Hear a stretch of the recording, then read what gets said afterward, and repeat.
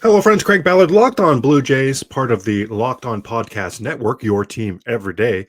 Today's episode brought to you by FanDuel Sportsbook, official sportsbook of Locked On. Make every moment more. Visit fanduel.com/lockedon today to get started. Today, the Blue Jays play game number 19 on the 19th, so we'll deep dive significant number 19s in franchise history, and there are some awesome and very fun number 19s that we'll look at together.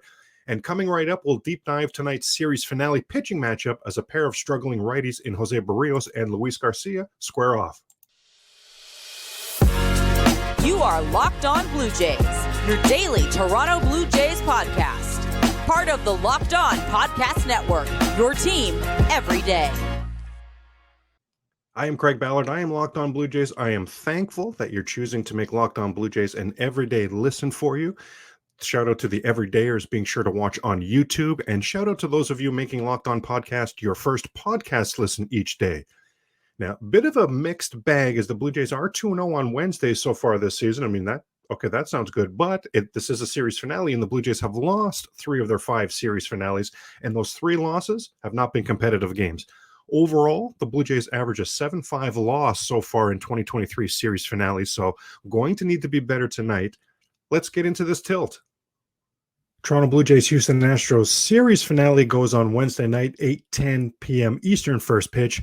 It's a rematch. It's a pitching matchup we've seen before. We saw this last season, albeit it was in Toronto at the Rogers Center, but Jose Berrios versus Luis Garcia.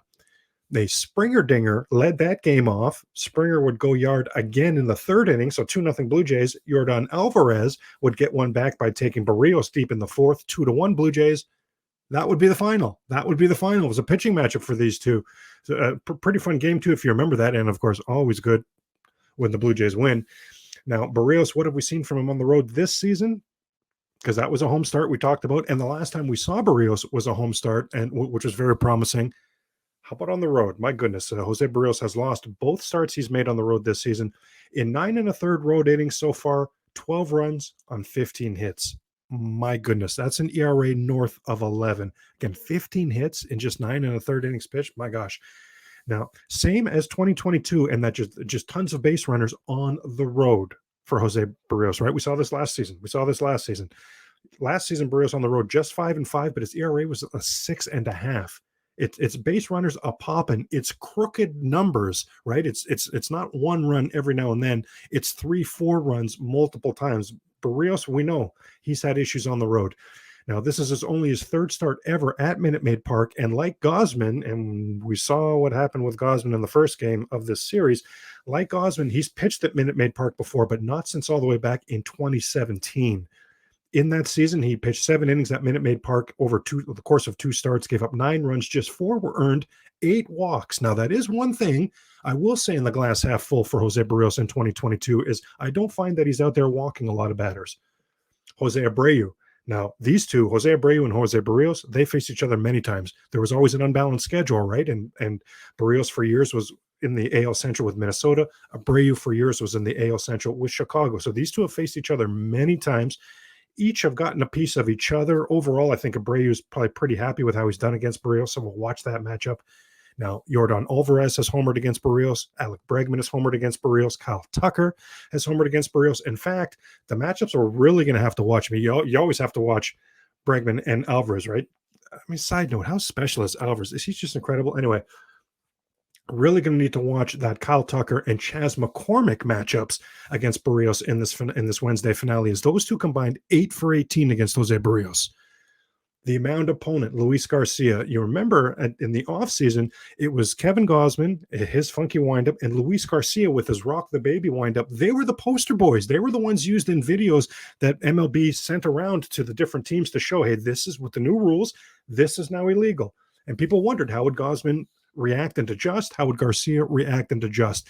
Well, we know that the series opener, Gausman was as bad as you're going to get, right? Like he was like Chris Bassett at St. Louis level bad. It was 7-0 before you could even blink. Just insane, but certainly not indicative of who Kevin Gausman is as a pitcher or the adjustments we've seen him make, right? His first 3 starts, the 3rd start was very good. The first 2 were stellar. So Kevin Gausman seems to have adjusted from these new rules. Luis Garcia, Not so much. This guy has struggled. He's made 3 starts so far this season. Astros have lost all 3 of those starts.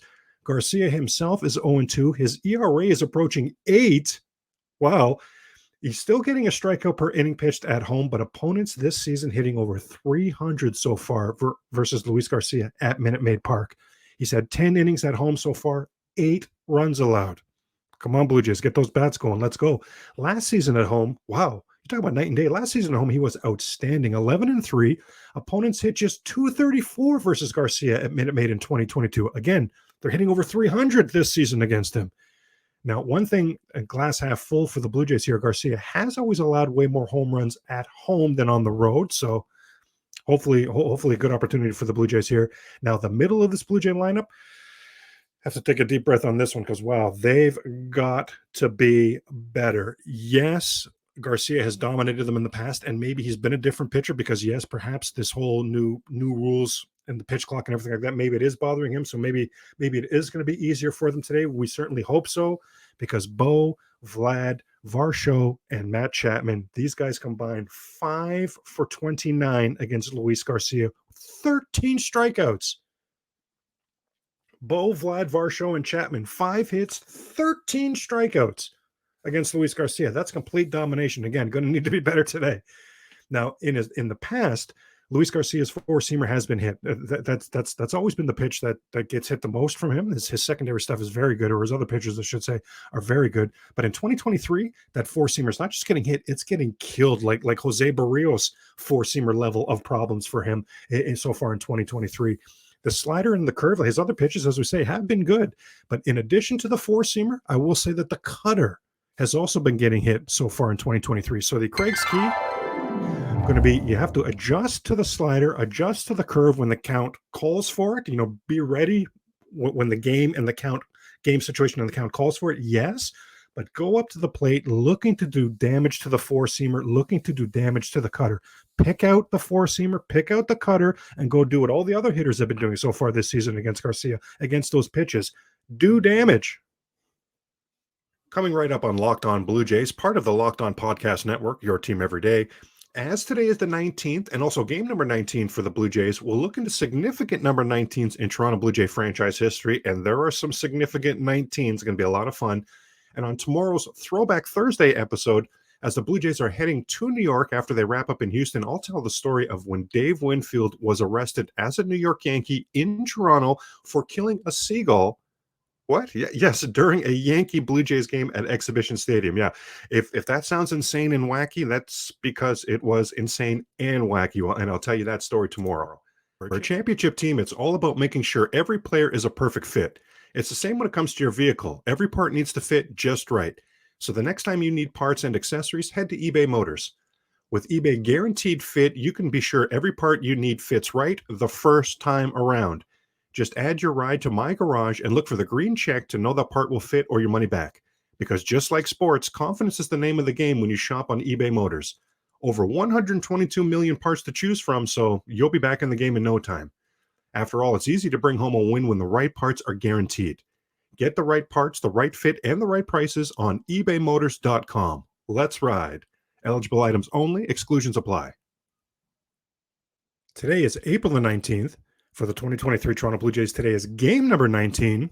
With the number 19 running so wild, so prevalent today, let's deep dive some significant number 19s in Toronto Blue Jay franchise history. And spoiler alert, wow, are there significant number 19s in Toronto Blue Jay franchise history. Let's start with a record that is not going anywhere. This is never going to be broken. 19 is the Toronto Blue Jay franchise record for most complete games in one season. Dave Stieb authored 19 complete games in 1982.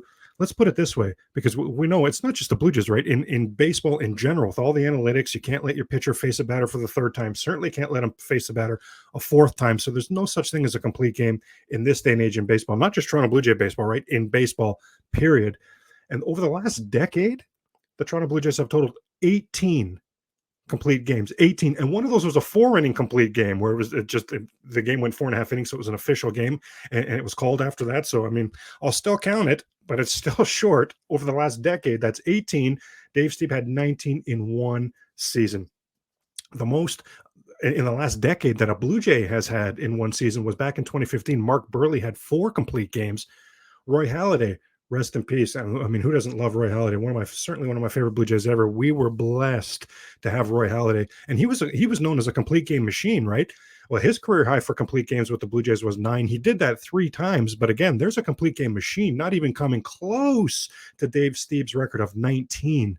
If you recall, David Wells, he had that sensational season in 2000 where he finished 3rd in Cy Young voting. Well, he had 9 complete games that season. 96, Pat Henkin led baseball with complete games with 10, followed that up in 97, led baseball in complete games with 9. So there's Pat Henkin, the best in baseball over those 2 years, and those 2 seasons, those 2 epic seasons combined to Dave Stieb's 19. I mean, this record is not going anywhere. In the 2000s, the most complete games by any pitcher in baseball for a season was back in 2011. That was James Shields. James Shields, he had 11. He had 11 in 2011. Like, no one's coming close to this record.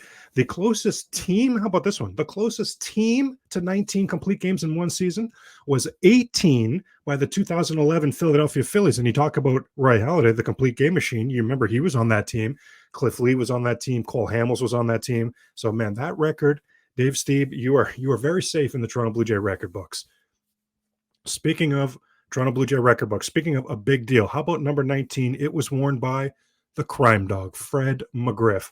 Fred McGriff spent parts of almost 2 decades on the MLB level, authored a career good enough to later on this year going to be inducted into the Baseball Hall of Fame. Congratulations, crime dog. Wow. Spent his first 4 seasons with the Toronto Blue Jays, 493 career home runs, and McGriff had the first home run ever in Rogers Center history. Fred McGriff's average season with the Toronto Blue Jays, 278 batting average, 389 on base percentage, 919 OPS with 32 home runs. That's his average season with the Toronto Blue Jays. I mean, that's going to work. Wow.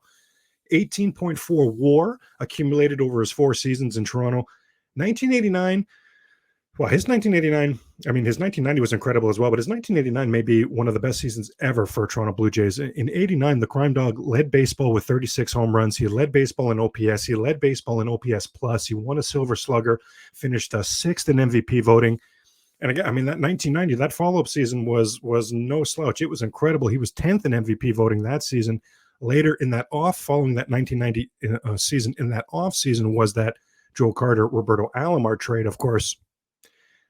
How big is that in Toronto Blue Jay franchise history, right? Are the Blue Jays 92 or 93, either one, let alone both, if that trade doesn't happen? So, wow, bit of a bit of significance in Toronto Blue Jay franchise history.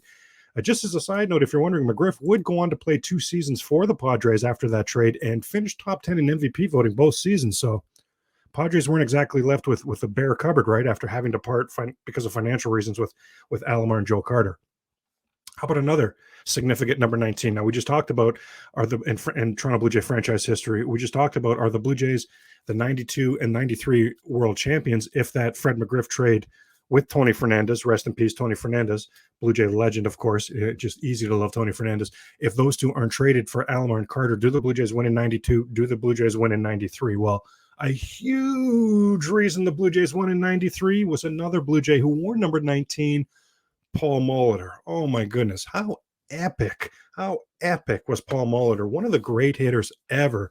He joins the Blue Jays in 1993. That was on the heels of 15 seasons with the Milwaukee Brewers, and he wasn't even close to being at the end of his career. My gosh, I'm thinking he was like almost like the Tom Brady. Well, Tom Brady was winning all those championships, but just somebody who really had great longevity, right? And this is what happening. Paul Molitor was having this level of longevity when it just wasn't happening. It was so impressive. Yes, the wear and tear got lessened on him because he became an everyday DH, but I'm just so impressed with, for me, greatness is measured over time, and Paul Molitor's career from start to finish, absolutely incredible. He joined the Jays in 93. Just 2 years previously, as a 34-year-old, he led the league in hits and runs, and his 13 triples as a 34-year-old led the league. This guy's insane. As a Blue Jay in 1993, a 36-year-old, he led baseball with 211 hits.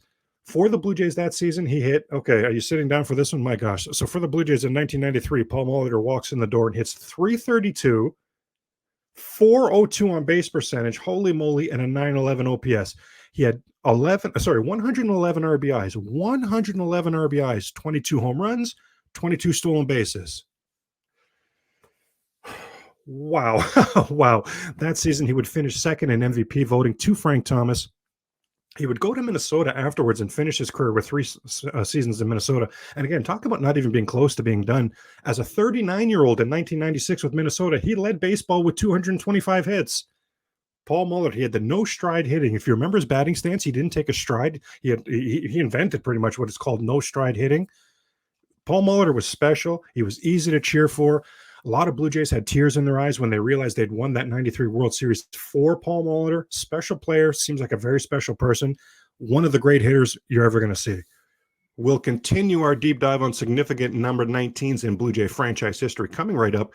But I do want to let you know that on tomorrow's Locked On Blue Jays, even though it is a day off for the Blue Jays, I'll have plenty of Throwback Thursday Toronto Blue Jay content for you to enjoy, including more from Fox MLB analyst and Flippin' Bats podcast host Ben Verlander as he shares some Throwback Blue Jays memories with us. And the Jays are headed to New York for a weekend series, so I'll have some Jays-Yankees throwback stories for you as well. And then on Friday's Locked On Blue Jays podcast, I'll get you set for the weekend pitching matchups taking place in the Bronx. Spoiler alert, we've got a good chance right now. We may be looking right square in the face. Alek Manoah versus Garrett Cole on Saturday. I pop emoji. First, I want to mention that Pro Baseball GM is the coolest game I've played in a while. I've always thought it could be a great Major League general manager, and as it turns out, not all that easy, right? Now, if you've had that same thought and have fantasized about managing your own franchise, go and download Pro Baseball GM immediately. The game allows you to manage every strategic aspect of a franchise, playing through seasons and leading your franchise and fans to glory as you build a historic dynasty. In the simulation, you're responsible for hiring and coaching the staff, managing team finances, you scout and draft players, you manage through difficult personalities and injuries, and you navigate your franchise through free agency and all the ups and downs of a season. All of that in a challenging and realistic game world. Ultimate Baseball GM is completely free to play. It's playable offline as well, so you play on the go as you want, when you want. Locked On Blue Jays listeners get 100% free boost to their franchise when using the promo Locked On in the game store, so make sure to check that out. To download the game, just visit probaseballgm.com, scan the code, or look it up in the app stores. That's probaseballgm.com. Ultimate Baseball GM. Start your dynasty today. Now, speaking of a great hitter, certainly someone who put together some seasons that were just eye-pop emoji and wearing number 19 for your Toronto Blue Jays, Jose Bautista. What's insane, what is so crazy about Jose Bautista's story and his lore in Toronto Blue Jays franchise history is so many teams not just had a chance to have him because he was out there on the waiver wires and things and free agent things like that, but had him actually on their team and 2-3 weeks later would release him.